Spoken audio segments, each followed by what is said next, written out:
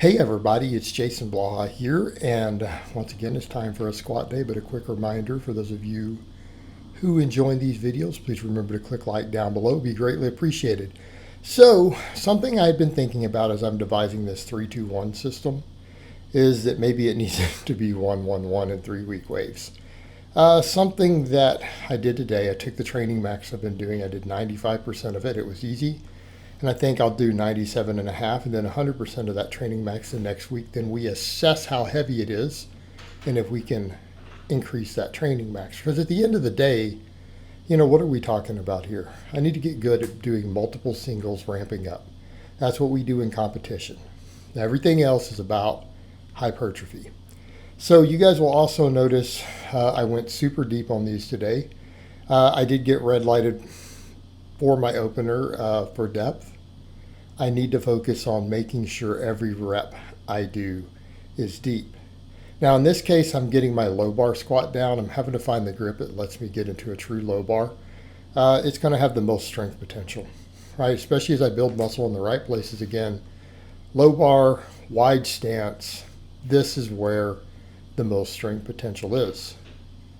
Assuming things like my adductors are up to speed. And here's the thing I noticed. When I went true low bar, the back feels so much more secure. I can tell my upper back and all that is not even remotely limiting my squats. It's a matter of lower body.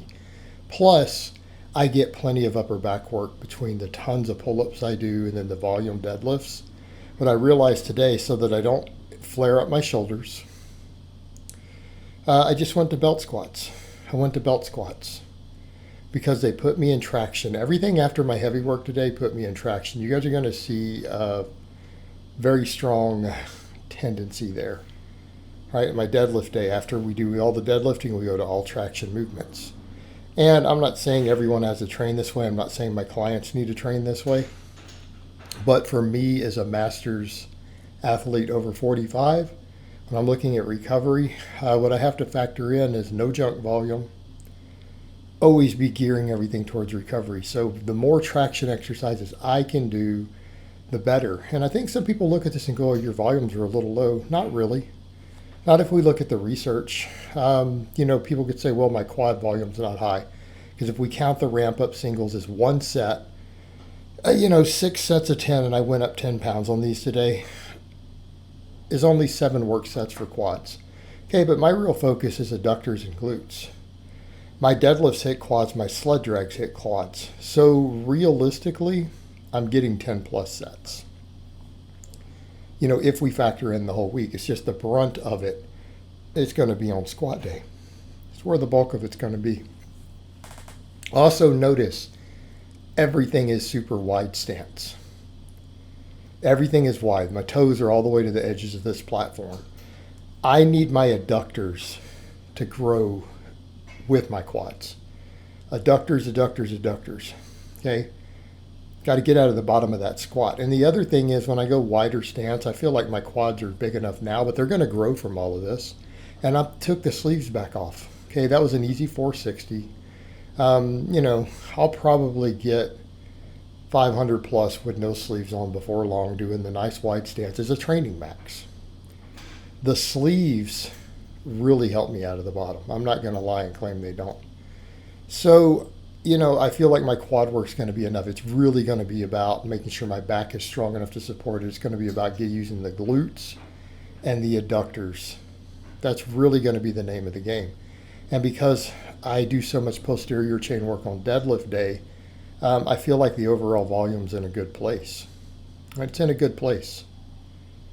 And if anything, if I add more supplemental work, I think on this day it might be hip thrusts.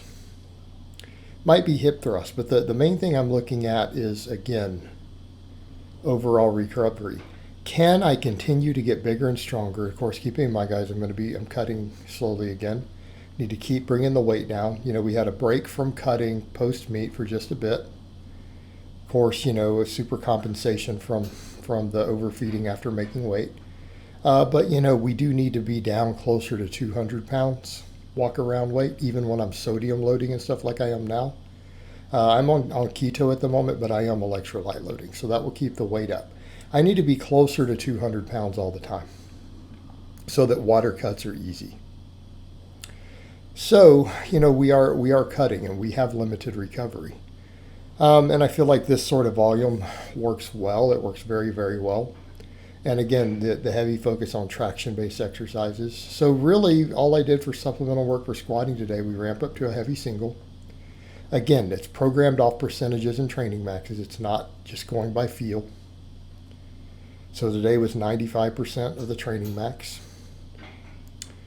And, this is how we ensure that we PR at every meet. Because my goal at every meet is not going to be, to break a record necessarily, unless I'm breaking my own record. Which at this point, if I PR, I break my own state records. But, when we start talking world records, the goal is to get the deadlift world record this year. If I just get that, I'll be happy. I don't necessarily have to knock the squat one down. To me, it's not as important. I'll get it next year. I'll get the total next year if I don't. So if I want to PR at every meet, kind of working off these training maxes and working off percentages of them in little waves is the way to ensure that we keep getting stronger, right? This is where we develop our strength potential, is from the heavy work, whether you're doing a plus set or we're just doing heavy singles. I think we get similar results. And then hypertrophy.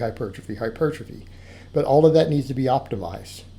In my case, I think that we need to be careful of junk volume at this point. I need to be careful of overuse. And that's the reason I have to watch the total volume at the moment with this stuff, making sure my hips don't get inflamed when I'm going ultra wide like this. So we've got to say, what is the minimum volume that I need to do to get bigger? And that's what we do. And I will actually bring these sets up slowly. I'll use some progression, even on the belt squats and other stuff. And I may work in specialty bars again for back squatting. But I don't feel like I need the extra back loading. If I can handle the heavy work and it feels good on the back, we're good. And then we're getting the deadlifting and the tons of pull-ups in. And a lot of times low back is a bigger limit. And I'm doing my reverse hypers every deadlift day again. So what do we do next? A couple sets of hanging leg raises.